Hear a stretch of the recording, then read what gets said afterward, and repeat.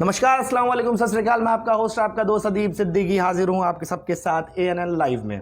आज हमारे साथ बहुत ही फेमस चेहरा कहूँगा, हाल फिलहाल बहुत फेमस हैं। इनकी सोशल मीडिया पे एक छोटी सी क्लिप बहुत वायरल हो रही है। घटना है 15 सितंबर शाम 5:45 की, जब प्रदेश के डिप्टी CM केशव प्रसाद मौर्य का जनपद में आगमन हुआ और इन्होंने उनको काला झंडा दिखाया। बाद में इनकी गिरफ्तारी हुई, 2 दिन बाद इनकी रिहाई हुई। सबसे पहले तो इनका स्वागत करते हैं। बहुत बहुत स्वागत है सर आपका हमारे चैनल में। बहुत बहुत धन्यवाद आदित्य जी, आपका मैं आभारी हूँ जी कि आप आए हमारे पास। सर्वप्रथम आपके दर्शकों का हार्दिक स्वागत है, वंदन है, अभिनंदन है। ये माइक आप पकड़ लें सर।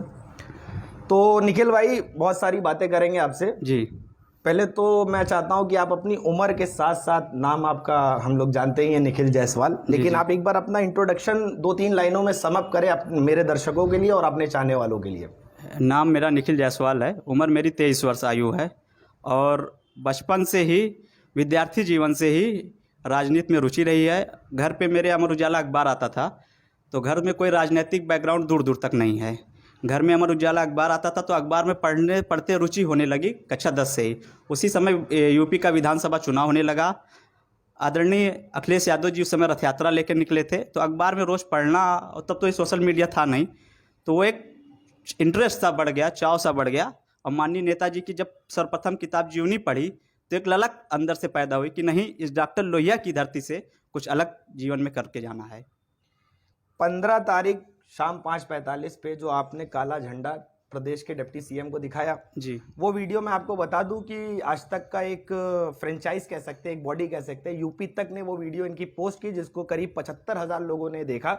लेकिन उसमें एक उनसे मिस्टेक हुई बहुत तेजी के चलते, कि उन्होंने उस वीडियो को प्रतापगढ़ का बताया, जो कि वीडियो अंबेडकर नगर जिले का है, निखिल जायसवाल का है। इस बात की हम पुष्टि करते हैं।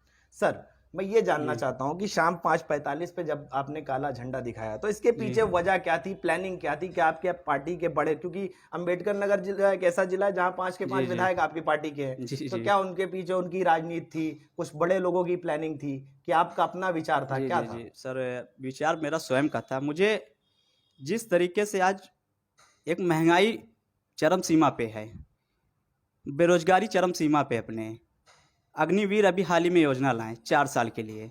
अभी हमारे ऊपर भी आरोप लगता है परिवारवाद का भी, उस पर भी जवाब दूंगा। एक अमित शाह जी के बेटे हैं जय शाह जी, BCCI के सेक्रेटरी बने 3 साल के लिए। BCCI कोई भी पढ़ा लिखा व्यक्ति होगा जानता है BCCI के सेक्रेटरी 3 साल के लिए होता है। अभी हाल ही में उनका फिर से 3 साल बढ़ा दिया गया। और हमारे बेरोजगार जो युवा हैं उनको एक अग्निवीर का एक लॉलीपॉप सिर्फ 4 साल के लिए दे रहे हैं, तो इससे एक बहुत कष्ट हुआ सर्वप्रथम। दूसरा, अडानी जी को जिस तरीके से बढ़ाया गया, 11 लाख करोड़ रुपए इस माननीय मोदी जी ने पूंजीपतियों का माफ कर दिया। 11 लाख करोड़, महोदय आप समझ सकते हैं, आप सामान्य परिवार वर्ग के जीरो गिनते गिनते आप थक जाएंगे कि इतना कर्ज उन्होंने माफ कर दिया। और जब कर्ज आप माफ कर रहे हैं, जब बात शिक्षा मित्रों की होती है कि आप उन्हें पैसा दीजिए, सिंचाई के लिए पैसा दीजिए, आप नौकरी ज़्यादा पैदा करिए, तो आप कहते हैं मेरे पास धन ही नहीं है। प्राइवेटाइजेशन पूरी तरीके से आप कर रहे हैं। तो ये चीज़ एक मन में रोष था। जिस तरीके से इलाहाबाद में छात्रों को दौड़ा दौड़ा कर पीटा गया, क्या वो माफिया थे? क्या वो गुंडे थे? उन्हें आप दौड़ा दौड़ा के मार रहे हैं।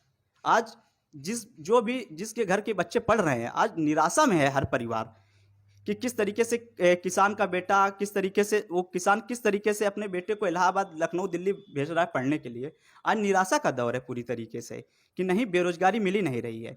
बात मोदी जी का एक बहुत बड़ा योजना स्किल इंडिया, मैं तो कहता हूँ वो स्किल इंडिया नहीं, किल इंडिया योजना है। यस, हटा ही देता हूँ। 12,000 करोड़ रुपए स्किल इंडिया में इन्होंने खर्च किए। 5 लाख 6 लाख इंजीनियर हर साल पास आउट हो रहे हैं। कितने लाख इंजीनियर नौकरी पा रहे हैं? यही हाल मेडिकल के क्षेत्र का है। यही हाल BEd BTC करके बेचारे बैठे हुए हैं। क्या सरकार के जूं पे कोई रेंग ही नहीं रही है? एक इनका महत्वाकांक्षी योजना थी मेक इन इंडिया। पूरे देश भर में मोदी जी ने और पूरी भाजपा ने पूरा फैलाया, पूरा एडवर्टाइजमेंट किया, make in India, make in India. और जब स्टैच्यू ऑफ यूनिटी बनी सरदार पटेल जी की, उसका ठेका इन्होंने चाइना की कंपनी को दे दिया। कहते हैं हम राष्ट्रवादी हैं, और आप ठेका स्टैच्यू ऑफ यूनिटी जो सरदार पटेल जी की बनी, उसका ठेका इन्होंने चाइना की कंपनी को दे दिया। क्या भारत में ऐसे ठेकेदार नहीं थे? जो मूर्तिकार थे वो भी चाइना के थे। क्या भारत के लोग मूर्तिकार नहीं इतने अच्छे हैं? हमारे पास मूर्तिकार, उन्होंने भारत के सभी मूर्तिकारों का उन्होंने अपमान सिर्फ किया है। अभी परसों ही विश्वकर्मा जी की जयंती थी, जी की। विश्वकर्मा जी पहले शिल्पकार माने जाते हैं। भारतवर्ष में एक से अच्छे मूर्तिकार पड़े हुए हैं। क्या आप मजाक बना के रखे हैं? अभी हाल ही में 1 साल पहले की योजना चालू हुई है मेट्रो की, नागपुर मेट्रो की। 851 करोड़ का पूरा ठेका आपने चाइना की कंपनी को दे रहे हैं। कहते हैं हम चाइना का विरोध कर रहे हैं। ये कौन सा विरोध भैया? आप तो उनको आर्थिक रूप से मजबूत बना रहे हैं। कहे थे भारत को मैं विश्वगुरु बनाऊंगा। विश्वगुरु ना बना के विश्वगुरु बना, मुझे बहुत दर्द होता है कि प्रधानमंत्री जी योगी जी का ये शब्द हिंदू मुसलमान, योगी जी कह रहे हैं 80 और 20 की लड़ाई है। बाप रे बाप, आप कहना क्या चाहते हो? 80-20 लड़ाई क्या? 80% हिंदू भारतीय, 20% मुसलमान भारतीय नहीं है? हमारे ऊपर हमेशा आरोप लगाते हैं कि हम मुस्लिमों की राजनीति करते हैं। ऐसा कुछ नहीं है। मानवता सर्वप्रथम धर्म है। मानवता से बड़ा कोई धर्म नहीं होता। हिंदू मुसलमान की कोई बात ही यहाँ पे नहीं है। ये बहुत इतिहास जब लिखा जाएगा, ये सोचने का विषय होगा। तो आपको क्या इस बात पे गर्व महसूस नहीं होता कि 70 साल बाद देश में चीते आ गए? नहीं, ये योजना कांग्रेस की थी। ये योजना कांग्रेस की थी। इन्होंने, फिर मैं वही चीज़ भी बता दूं आपसे कि इन्होंने जो योजना शुरू हुई उसको इन्होंने लाख पूरा किया। कुछ योजनाएं जो नहीं इनके पहले ही पूरा हो गया, जैसे डायल 100 था उसका नाम कर रहे हैं, पुलिस मुख्यालय का नाम बदल रहे हैं, कितने इन्होंने नाम बदल रहे हैं। अरे सर, नाम बदलने से क्या जाएगा? आप काम करके दिखाइए जिससे क्षेत्र का विकास हो, लोगों का विकास हो। इस पे तो अलग अलग तर्क रखे जाते हैं। लोग कहते हैं कि राम मंदिर का फैसला और किसी सरकारों में क्यों नहीं आया, बीजेपी की सरकार में आया। खैर, इस पे बात बहुत लंबी हो जाएगी। मैं आपसे ये जानना चाह रहा हूँ, काला झंडा दिखाने की श्रेणी में पूजा शुक्ला, नेहा यादव, ऐसे तमाम नाम है जो बाद में चल के समाजवादी पार्टी के प्रत्याशी घोषित हुए विधानसभा के। तो क्या उस रेस में अपने आप को आप नहीं, मैं ऐसा किसी को अपने रेस में नहीं। मैं समाजवादी पार्टी का एक कार्यकर्ता हूँ। ऐसा कोई महत्वाकांक्षा नहीं है कि मुझे विधायक बनना है, एमएलसी बनना है, सांसद, ऐसी कोई मंत्री बनना है, कोई महत्वाकांक्षा नहीं है। डॉक्टर लोहिया जी की धरती से ताल्लुक़ रखते हैं, ये बहुत गर्व की बात है। और विधायक बनना, एमएलसी बनना, आज कई विधायक हैं, आप देख रहे होंगे भाजपा के, कई मंत्री हैं। क्या काम है? कुछ ताकत है उनके पास? एक जनाधार होना सबसे बड़ी चीज़ होती है। समाज में बदलाव आए। विधायक सांसद बहुत आए, बहुत बन के चले गए, लेकिन समाज में अगर बदलाव आएगा तो वो चीज़ लाने की कोशिश है। Sir, Keshav Prasad Maurya deputy CM, जी। अमूमन ऐसा होता है कि जब कोई किसी विरोध में, लोकतांत्रिक अधिकार है विरोध करना, आपने काला झंडा दिखाया, वो आपने अपने अधिकार का पालन किया जी। लेकिन अमूमन ऐसा होता है कि जब कोई वीआईपी जनपद छोड़ के चला जाता है तो फिर आपको, जैसे आप आरोपी थे उस मामले में, तो आपको रिहा कर देना चाहिए था। लेकिन आपको लगभग 2 दिन और 2 रातें वहां पे रखा गया, जेल के अंदर, जेल भेज दिया गया, जिला कारागार में। जी, जिला कारागार में। क्या वजह रही इसके पीछे? वजह तो अब भाजपा की सरकार, भाजपा का प्रशासन ही जाने, लेकिन मैं पूरे प्रशासन को और भाजपा की सरकार को मैं धन्यवाद देना चाहूँगा। वो मुझे 2 दिन और 2 रात क्यों और रखे होते, मुझे और प्रसन्नता होती। समाजवादी लोग हैं हम लोग। आप मुझे जेल में योगी जी डाल सकते हैं, केशव प्रसाद मौर्य जी मुझे जेल में डाल सकते हैं, लेकिन मेरे इरादे को नहीं। मैं आपसे झूठ क्यों बोलूँगा?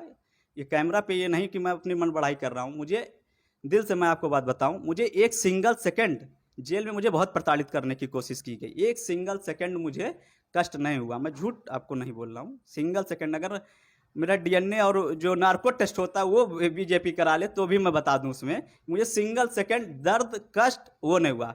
मुझे बहुत प्रसन्नता हुई कि मैं आदरणीय अखिलेश यादव जी के लिए आया, जनता के लिए आया। बेरोजगारी का मुद्दा, मुझे गर्व है अपने नेता आदरणीय श्री अखिलेश यादव जी पे। ये तो इतिहास में दर्ज हो गया। जब 2022 का यूपी का विधानसभा चुनाव हो रहा था, एक तरफ एक फिरका परस्ती ताकतें, योगी जी, मोदी जी हिंदू मुसलमान करके राजनीति कर रहे थे। मुझे गर्व है अपने नेता आदरणीय अखिलेश यादव जी पर, जो छात्रों के हित के लिए बात कर रहा था, जो नौजवानों के लिए बात कर रहा था, जो किसानों की लड़ाई लड़ रहा था, जो शिक्षा मित्र की लड़ाई लड़ रहा था, जो पेंशन के लिए लड़ रहा था। मुझे गर्व है। आज का दौर ज्ञान विज्ञान का दौर है। मैं खुद पढ़ा लिखा हूँ, अच्छे विद्यालय से पढ़ रहा हूँ, अभी एमए सेकेंड ईयर का विद्यार्थी हूँ। मुझे कभी कभी बहुत कष्ट होता है कि आज जापान को देखता हूँ, अमेरिका को देखता हूँ, वो स्पेस में भेज रहे हैं, इतनी अच्छी अच्छी रिसर्च कर रहे हैं, रसिया, अमेरिका, कहाँ।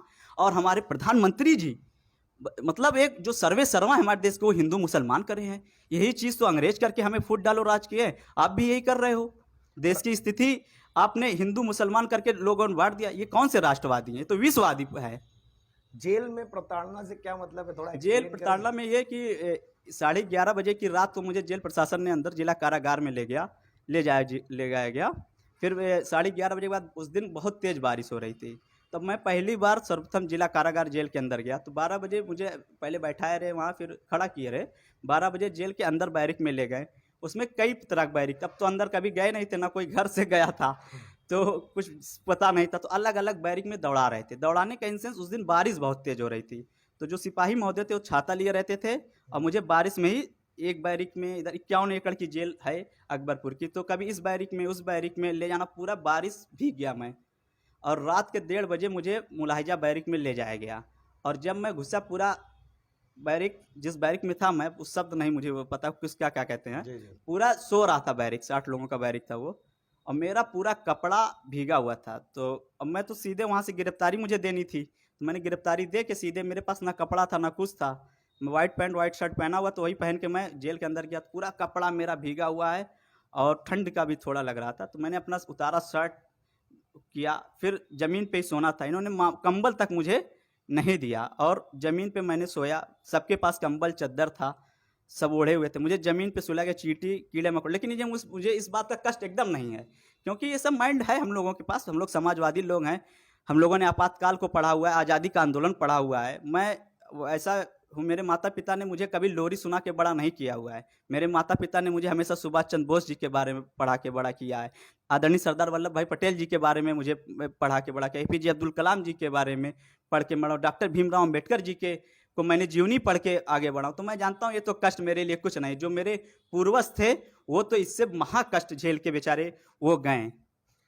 राजनीति में प्रेरणा स्रोत, मतलब ऐसा नहीं है जरूरी कि आप समाजवादी पार्टी जी से जी ही जी, चुनें। बिल्कुल बिल्कुल। प्रेरणा तो आदमी कहीं से भी ले जी जी सकता है, जी, विचारधारा का विरोध होता है, बिल्कुल व्यक्ति का बिल्कुल विरोध बिल्कुल नहीं होता। बिल्कुल। तो अगर कोई एक नाम लेना चाहें आप।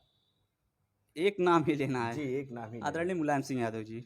आदरणीय हाँ, मुलायम। उन्होंने जिस तरीके से 1967 में वो विधायक बने, जिस परिस्थिति में बने, जिस सामान्य परिवार से आदरणीय नेताजी मुलायम सिंह यादव जी निकले, जो सामंतवादी ताकतें उस समय थी, बहुत कठिन परिप्रेक्ष्य था यहाँ तक लाने का, आदरणीय नेताजी ही प्रेरणा स्रोत हैं। 2 दिन आप 2 रात आप जेल जी में जी, रहे, समाजवादी पार्टी की तरफ से कितना सपोर्ट मिला? पूरा सहयोग रहा, कुछ लोग पूरा सहयोग, पांचों विधायक लोगों का पूरा संगठन हमारा, सभी लोगों का बहुत सहयोग रहा, और सबसे पूरी मैं जनता को धन्यवाद देना चाहूँगा। जेल में था, मुझे कुछ पता नहीं चला, जब मैं आया लोगों ने मुझे बताया, वो सोशल मीडिया पे मेरे लिए चला रहे थे, और खबरें प्रशासन के लिए, कुछ भाजपा के लोगों ने बहुत प्रताड़ना करने की कोशिश कर रहे थे प्रशासन की तरफ से, लेकिन सभी ने बहुत साथ दिया। मैं अपने मित्रों का बहुत धन्यवाद देना चाहूँगा, अपनी सम्मानित जनता का बहुत धन्यवाद देना चाहूँगा, अपने संगठन, समाजवादी पार्टी संगठन, जिला संगठन, प्रदेश संगठन, हमारे पांचों आदरणीय विधायक जी, सभी का बहुत बहुत सहयोग रहा। आगे का क्या प्लान है? अब जैसे जिस तरीके से आप पहले भी पद पे रह चुके हैं, जी जी विधानसभा के आप जिला जी महासचिव जी थे अगर मैं गलत नहीं हूँ, जी तो अब राजनीति को आपने एज अ प्रोफेशन चुन लिया है, जी जी जी। तो आगे का क्या रोड मैप है, किस तरीके से आगे राजनीति का रोड करेंगे? मैप यही है कि संगठन में लोहिया जी कहा करते थे, अगर संसद सूनी हो जाएगी, सड़क अगर सूनी हो जाएगी तो संसद आवारा हो जाएगी। तो अभी 5 साल तो हम सड़क पे उतरेंगे ही उतरेंगे। आगे नेतृत्व क्या तय करता है, संगठन की ही अभी राजनीति करने की कोशिश है, आगे देखते हैं क्या होता है। मध्य वर्गीय परिवार से आते जी हैं जी, आप, मध्यम वर्गीय परिवार से। तो एक मिडिल क्लास फैमिली के लिए बहुत टफ होता है जिस तरीके की पॉलिटिक्स इस वक्त चल रही है समाज में, जी पैसे जी की, जी रौबदार, जी जी समझ रहे हैं आप जी मैं जी, किस सेंस बिल्कुल में बात बिल्कुल। कर रहा हूँ? तो इस सेंस में अगर आपसे पूछा जाए कि जी, आपको राजनीति करने में क्या क्या समस्याएं आ रही हैं? समस्या में पहले एक बात खंडन कर दूं एक बात का, कि आज कहा जाता है पैसों का बोलबाला है राजनीति में, हम्म, ये सब एक साजिश के तहत कहा जाता है। कोई ऐसा नहीं है कि जो पैसे वाला रहेगा वही राजनीति में सफल होगा।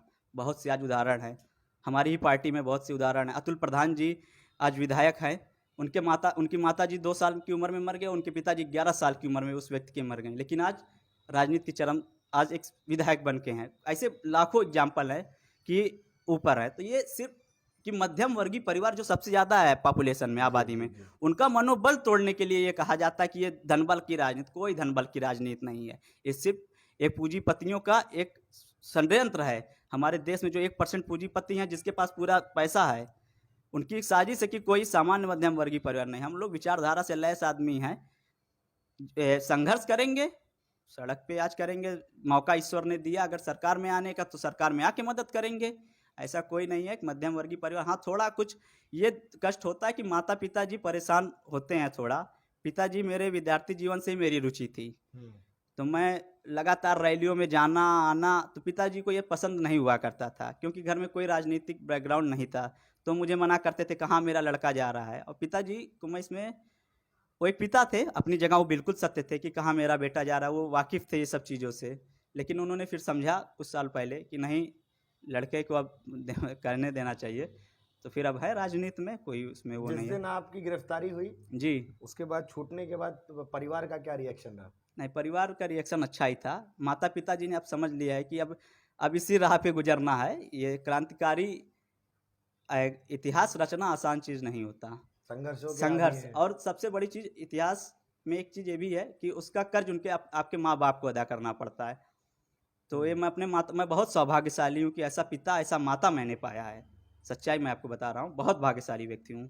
जो एक आरोप लगता है समाजवादी लीडरों के ऊपर कि एसी में बैठ के ट्वीट करते हैं, जी जी तो उसके विपरीत जाके आपने जो काला झंडा जी दिखाया, जी जी तो आखिरी में मैं बस यही पूछना चाह रहा हूँ कि आप इस प्रोटेस्ट से जो आपने जी, जी। विरोध जताया, जी। इससे आप अपने और समाजवादी साथियों का या विपक्ष में जो भी लोग एक बैठे, बात, पहली बात मैं जी। खंडन कर दूं आपका। हम्म। समाजवादी एसी के रूम में नहीं बैठते हैं, ये तो बीजेपी का प्रोटोकॉल है। नहीं, आपके साथियों ने भी कहा, ओम प्रकाश राजभर ने भी कहा। ओम प्रकाश राजभर जी हमारे साथी, आज हैं कल नहीं है, कल फिर हैं आज नहीं है, तो उनका कोई वो नहीं है।